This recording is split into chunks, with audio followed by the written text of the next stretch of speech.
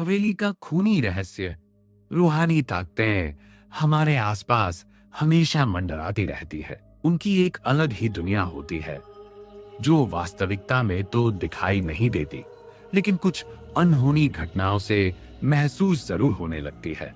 ऐसी ही एक कहानी है एक पुरानी हवेली के भूत की। एक विशाल और जर्जर हवेली जहां सदियों पहले राजा महाराजा रहा करते थे, आज वह वीरान पड़ी है। राजा के वारिस देश छोड़कर जा चुके हैं और पीछे रह गई है सिर्फ धूल और खामोशी। प्रशासन के नोटिस के बाद सालों बाद इस हवेली की दहलीज पर किसी ने कदम रखा। वह थी उर्मिला।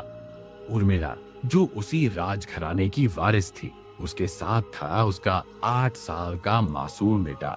पति को एक कार एक्सीडेंट में खो चुकी उर्मिला के लिए ये हवेली एक नई शुरुआत थी, या शायद एक भयानक अंत की ओर पहला कदम।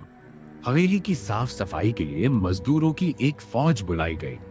किसी को अंदाजा नहीं था कि उस हवेली के चप्पे चप्पे में कितने खूनी रहस्य दफन है। उर्मिला के आते ही हवेली की हवा बदलने लगी। ऐसा लग रहा था मान कोई साया बरसों से इस वारिस का इंतजार कर रहा था।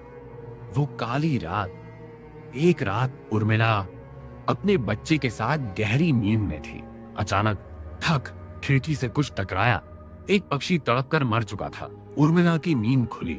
उसने जैसे ही लाइट जलाई, उसकी चीख निकल गई। खिड़की के कांच में एक पक्षी फंसा था और उसके शरीर से खून की बूंदें धीरे धीरे फर्श पर टपक रही थी। तब तब तब उर्मिला ने हिम्मत जुटाकर उस पक्षी को बाहर फेंका, लेकिन उस रात उसकी आंखों से नींद ओझल हो गई। सुबह होते ही उसने मजदूरों से पूछा, कल रात मेरी खिड़की पर पक्षी किसने मारा? मजदूरों का जवाब हैरान करने वाला था। मालकिन, हम तो वहीं से आ रहे हैं, नीचे तो कोई पक्षी नहीं है। उर्मिला वहां पहुंची तो दंग रह गई। वहां न पक्षी था, न खून की एक बूंद, मानो कुछ हुआ ही न हो। मौत का तांडव। अभी उर्मिला इस सदमे से उभरी भी नहीं थी कि एक और भयानक हादसा हुआ। अचानक हवेली की छत से एक मजदूर नीचे गिरा। चारों तरफ शोर मच गया। उर्मिला ने खिड़की से झांका तो नीचे उस मजदूर की लाश पड़ी थी। लोग अलग अलग बातें कर रहे थे। कोई इसे खुदकुशी कह रहा था तो कोई हादसा। लेकिन तभी उर्मिला के कानों में एक बर्फी सरसराहट गूंजी, अपने बच्चे को बचा सकती है तो बचा ले। उर्मिला के पैर कांपने लगे। उसे अपने बेटे की फिक्र हुई। वह पागलों की तरह कमरे की तरफ भागी। दरवाजा खोलते ही उसके होश उड़ गए। उसका 8 साल का बेटा खिड़की से कूदने ही वाला था। उर्मिला ने झपट्टा मारकर उसका पैर पकड़ा। बच्चा हवा में लटक रहा था और अजीब जिद कर रहा था नीचे कूदने की, जैसे उस पर किसी और का कब्जा हो। इतिहास का काला सच। खौफजदा उर्मिला एक बूढ़े मजदूर के पास पहुंची। उसने कांपती आवाज में राज जानना चाहा। बूढ़े ने कहा, बेटी, अगर सच जानना है तो अपने पूर्वजों का इतिहास पढ़ो। उर्मिला गांव के सरपंच के घर पहुंची और वहां रखी पुरानी किताब के पन्ने पलटने लगी। पन्नों से जो सच निकल कर आया, उसने उर्मिला का खून सुखा दिया। सालों पहले हवेली के एक निर्दोष नौकरानी पर चोरी का इल्जाम लगाकर राजा ने उसे जिंदा दीवार में चुनवा दिया था। उसके गम में उसके प्रेमी ने जान दे दी और फिर उस राजा ने भी अपनी ही तलवार से अपना गला रेत लिया। वे अतृप्त आत्माएं आज भी वहीं थी और वे बदला चाहती थी। खौफनाक सफर। उर्मिला जान चुकी थी कि वहां रुकना मौत को दावत देना है। वह उसी वक्त अपने बच्चे को लेकर कार से एयरपोर्ट की तरफ भागी, लेकिन किस्मत को कुछ और ही मंजूर था।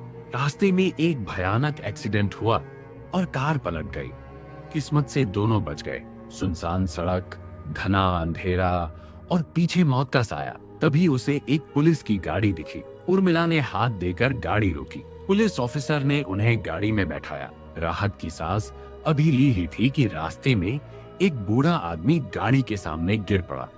ऑफिसर ने इंसानियत के नाते उसे उठाकर पिछली सीट पर बैठा दिया। अचानक उस बूढ़े के हाथ किसी आरी की तरह ऑफिसर की गर्दन की तरफ बढ़े।